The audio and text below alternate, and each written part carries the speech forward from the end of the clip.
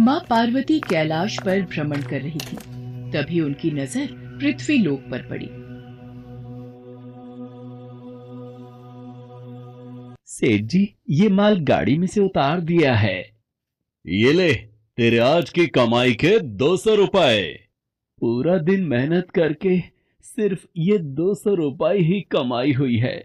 अब इसमें से 50 रुपए दूध के, 50 रुपए सब्जी के, बाकी बचे 100 रुपए जो पूरे 3 दिन चलाने हैं। ये हो गए पूरे 50,000 रुपए। इन्हें तिजोरी में रख देता हूँ। नहीं भैया, ये बहुत महंगी साड़ी है, कोई सस्ती सी दिखा दो। हाँ, ये 150 रुपए वाली ठीक है। भैया, ये तीनों साड़ी पैक कर दो। ये लो 5,000 रुपए। माँ पार्वती गरीब और अमीर दोनों को देख रही थी।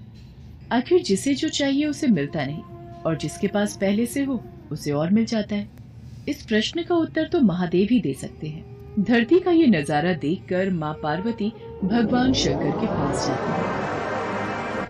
महादेव, मैंने देखा है कि धरती पर जो व्यक्ति पहले से ही गरीब और दुखी है, उसे और ज्यादा दुख मिलता है, और जो सुख में है आप उसे दुख नहीं देते। ऐसा क्यों? भगवान, ये आपकी कौन सी लीला है? देवी पार्वती, इस बात का उत्तर जानने के लिए आपको हमारे साथ धरती पर चलकर वहां के प्राणियों का हाल चाल जानना होगा।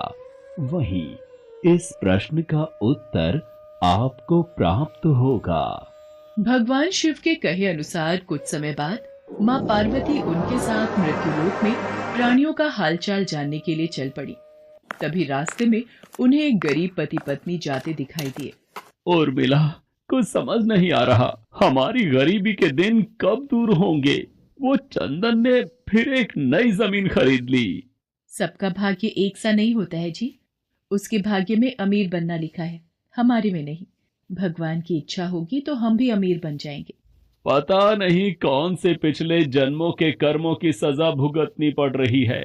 न जाने कौन से बुरे पाप किए थे। हे महादेव, आप इन दोनों पति पत्नी को कुछ ही पलों में अमीर बना सकते हैं। मेरे कहने पर आप इन्हें अमीर बना दीजिए। ये बेचारे कितने दुखी हैं। देवी पार्वती, इन दोनों के भाग्य में अभी अमीर बनना नहीं लिखा है।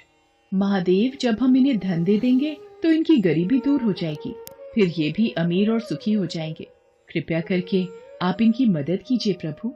देवी पार्वती, मैं तुम्हारी इच्छा अनुसार इन्हें धन प्रदान कर देता हूँ, पर उसका मिलना या ना मिलना कर्मों पर निर्भर करता है। पार्वती जी के कहने पर भगवान शिव ने सोने की अशर्फियों से भरी एक पोटली उस रास्ते में डाल दी। पोटली से कुछ दूरी पर उर्मिला की नजर गुजरते हुए एक अंधे व्यक्ति पर पड़ी। सुनो जी, हम तो गरीब हैं इसलिए दुखी हैं, पर ये सामने व्यक्ति तो नेत्रहीन है। एक बात समझ नहीं आई, ये नेत्रहीन लोग कैसे जीवन व्यतीत करते होंगे? हाँ, बड़ी मुश्किल होती होगी उर्मिला इन बेचारे नेत्रहीन लोगों को। चलो आज हम भी अंधों की तरह चलकर देखते हैं, देखें ये कैसे जीवन जीते हैं। उर्मिला और सूरज आंखें बंद कर एक दूजे का हाथ थामे चलने लगे। सोने की अशर्फियों की पोटली रास्ते में ही पड़ी रह गई और वे दोनों करीब से गुजर गए।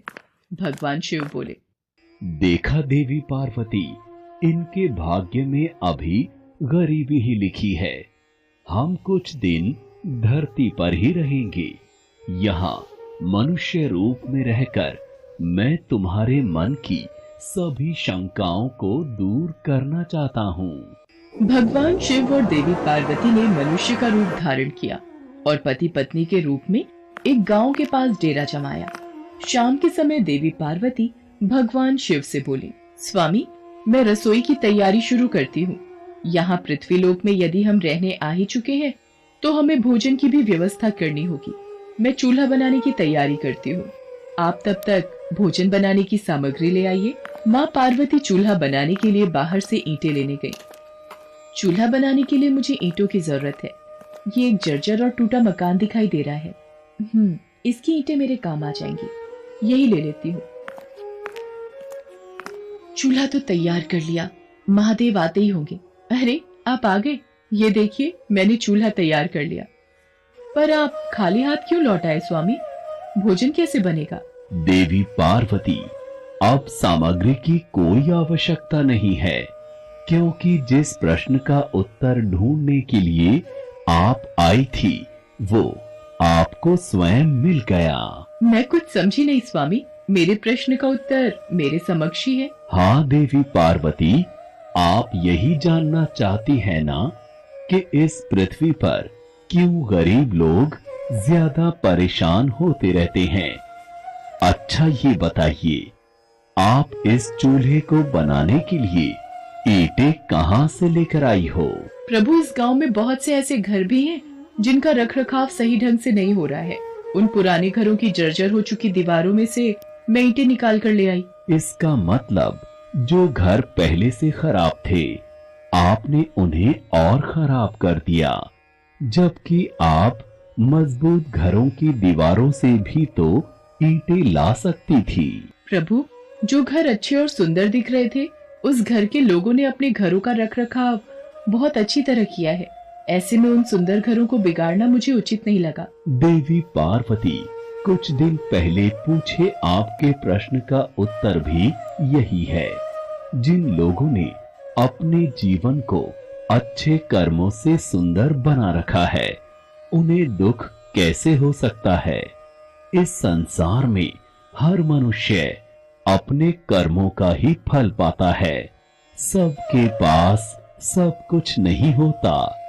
मनुष्य के पिछले जन्मों का कर्म उसे इस जन्म में भुगतना ही पड़ता है, और यदि वो अपने इस जन्म और आने वाले अन्य जन्मों को सुखी बनाना चाहता है तो हमें सदैव ही पुण्य कार्य करते रहना चाहिए, ताकि हमारे कर्म उसमें जुड़ते रहें। आपको ज्ञात है वो मार्ग में उस दिन एक नेत्रहीन व्यक्ति। हाँ स्वामी, मुझे ज्ञात है। वो देखिए देवी पार्वती, उसके पास धन दौलत ऐशो आराम की कोई कमी नहीं है, परंतु उसकी आंखों का इलाज नामुमकिन है। ये उसके पिछले जन्म के कर्मों से जुड़ा है। उसने पिछले जन्म में जानबूझकर किसी निर्दोष की आंखों की रोशनी छीन ली थी, इसलिए ये इस जन्म में नेत्रहीन हो गया।